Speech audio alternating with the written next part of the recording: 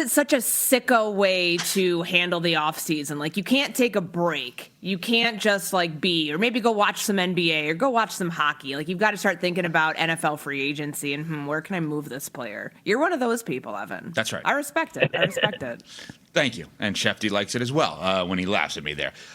So what we have yesterday is an article on ESPN.com from Jeremy Fowler, where the article is NFL executive predictions. So it's basically he surveys all of these execs and GMs and asking them to make bold predictions for the offseason upcoming. Okay? So this is not reporting. This is not to say that these are going to happen. These are, give me something that would be a bold prediction. But Courtney, you probably have been in the exact same scenario that Jeremy is in, where you're talking to an executive and you say to that executive, give me something I wouldn't expect to happen this offseason that you wouldn't be shocked if it did happen. Mm-hmm. And you probably have sat back and said, oh, that's interesting. And maybe some of them do happen. Maybe some of them don't. The ones presented here are so juicy. Let's start with the first one. That the Ravens trade Lamar Jackson to the Raiders. Ooh.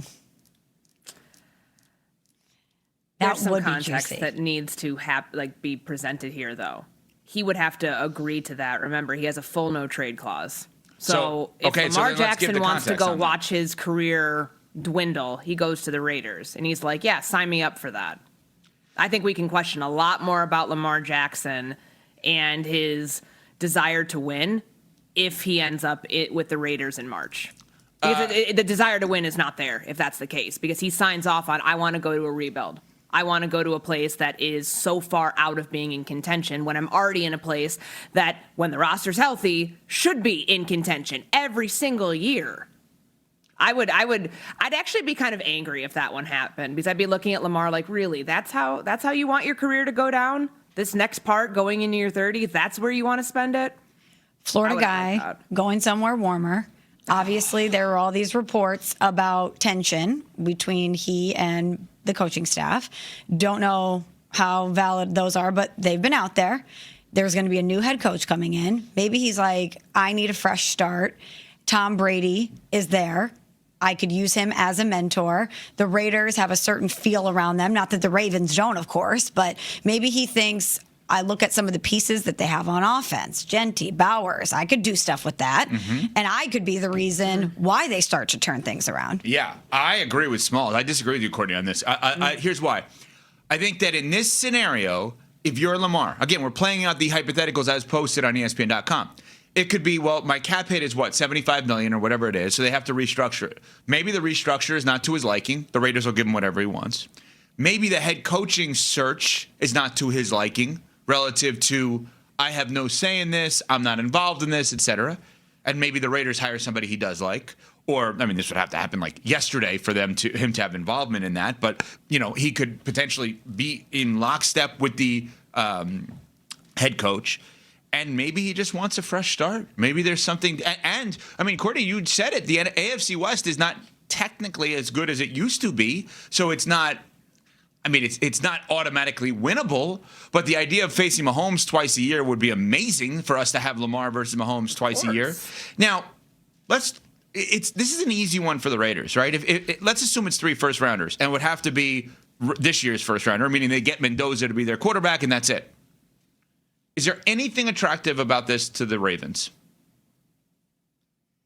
Because normally when you would trade away a star player, you are not going to immediately be able to fill the void of starting quarterback if that guy's a quarterback. And this never happens. But in theory, you reset the clock on everything because now it's Mendoza's team. You're not looking for someone. You have someone.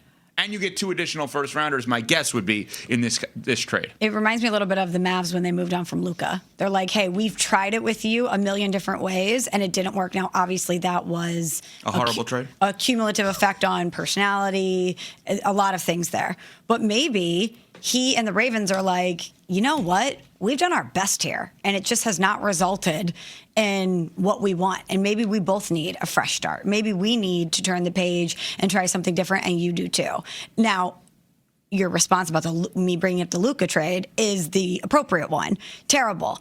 And I can only imagine how Ravens fans would react if this was to go down. I want to just make sure I'm clear on the terrible, because it does apply here.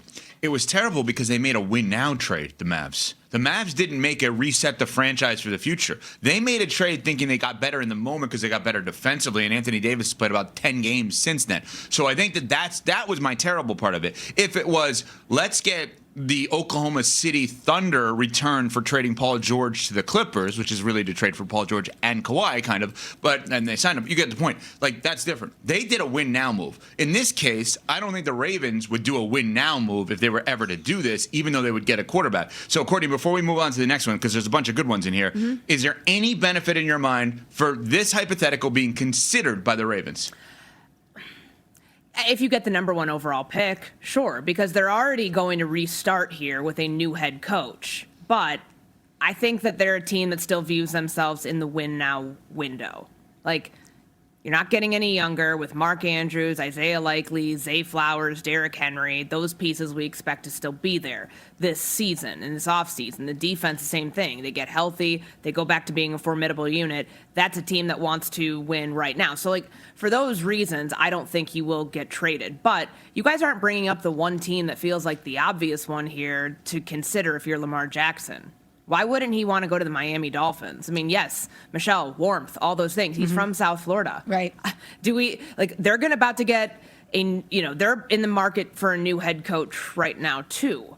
No, so they hired Hafley. Well, they're part of the teams, though, of the 10 that are open. Like, they just hired a head coach. So they're going to be looking for their answer at quarterback. Is he trying to hold on to Tua for a year, or is he thinking, like, I want to get my own guy in here and we could trade Tua? Like, that's the obvious one I feel like we're, like, missing, and maybe there are more financial hurdles to making that happen, but I think that would be more likely than him going to the Raiders. I don't, only because I don't see how the financial hurdles actually come to fruition because of the Tua contract and the dead cap and all that kind of stuff. You move Tua. You move him somewhere else. Yeah, but nobody's going to want him.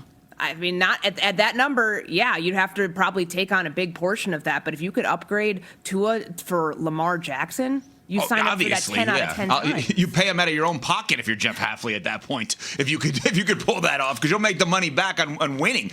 The next one they throw out there, ESPN.com, this is one that conceptually needs to happen, in theory, I guess. The Eagles trade A.J. Brown to the Bills. I am of the belief that once you fire Sean McDermott, there is no justification to using your first-round pick on anything but a trade for a veteran established star player if you're the Buffalo Bills. Obviously, A.J. Brown would fit that bill. And I think the way in which Fowler presents this is that, right? Like, the Bills need to win now. A rookie-scale contract guy, in theory, is great. A proven star player is better. Whether it's A.J. Brown or someone else, conceptually, Smalls, for the Bills, this is a move you make. Yeah, they need a proven commodity, and you'd like to get Josh Allen some help. So check with A.J. Brown. And obviously, things have not been great with him in Philly for some time now.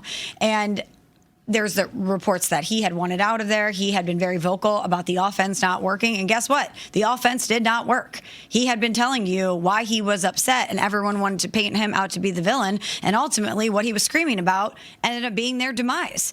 So maybe it is a clean break for him and the Eagles. And you know that Howie Roseman in that front office, they take big swings. They're not afraid to move on from talent and readjust in that way. And if it's a problem in the locker room or from a chemistry standpoint, that's certainly something that you want to address. However, as they said in their postseason presser, you just don't find talent like A.J. Brown all the time. He is a blue chip player. So it seems on the surface like it would make sense for both teams, but I would imagine it would have to be pretty enticing for Philly to want to move on from him. We also know that the Buffalo Bills have had no issue bringing in disgruntled receivers and then moving on from them when they become too disgruntled at their spot. They did that with the Vikings when they traded for Stephon Diggs. They had him there as long as they could handle it, and then they moved on and moved him somewhere else. This is an immediate upgrade over Khalil Shakir, who's their top receiver right now. Like, despite what Keon Coleman did in the Denver game, scoring that touchdown, that's great, but he still is so desperately underachieved since he was drafted by the Buffalo Bills. I feel like he's regressed. So it checks the box, like Michelle said, of the immediate upgrade, but that's not like a move that you're going to have there long term, because ultimately he'll probably end up getting disgruntled there with something and probably gone in 2 years. So is it worth it for trading your top draft pick in the immediate term because you're in win now mode? That's not a team that's looking to reset anything. It's looking just to upgrade and like find some ways to plug some pretty significant holes. So I could get behind this one. I like this one. I just think the Bills are working in a series of 1 year windows. You can't worry about what's down the line. You have Josh Allen. You just fired your coach who's been to the playoffs, 8 of 9 years. You have to win now. Every move that helps you win next year, despite what it does to you in the future, has to be made. All right, coming up, beef